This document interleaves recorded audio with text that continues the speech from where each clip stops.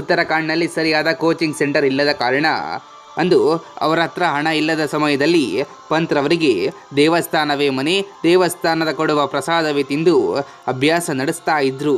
ಒಂದು ಸಲ ಪಂತ್ರವರನ್ನು coach ರಾಜಸ್ಥಾನ್ಗೆ cricket ಆಡೋದಕ್ಕಂತ ಕರ್ಕೊಂಡು ಹೋಗ್ತಾರೆ. ಆದರೆ ಪಂತ್ಗೆ ಒಂದೇ ಒಂದು ಚಾನ್ಸ್ ಕೂಡ ಕೊಡೋದಿಲ್ಲ. ಮುಂದೆ ಪಂತ್ ಮುಟ್ಟಿದ್ದೆಲ್ಲ ಚಿನ್ನ ಆಗುತ್ತೆ. 2015ರಲ್ಲಿ ದೆಹಲಿ ರಣಜಿ ಪಂದ್ಯದಲ್ಲಿ ಬ್ಯಾಟ್ ಬೀಸ್ತಾರೆ ಪಂತ್. ಆದರೆ ದುರದೃಷ್ಟವಶ ಏನಂದರೆ ಆ ವರ್ಷ ಪಂತ್ ನಿರಾಶೆಯಿಂದ ಇರ್ತಾರೆ. ಅತಿ ಕಡಿಮೆ ರನ್ನನ್ನು ಹೊಡಿತಾರೆ.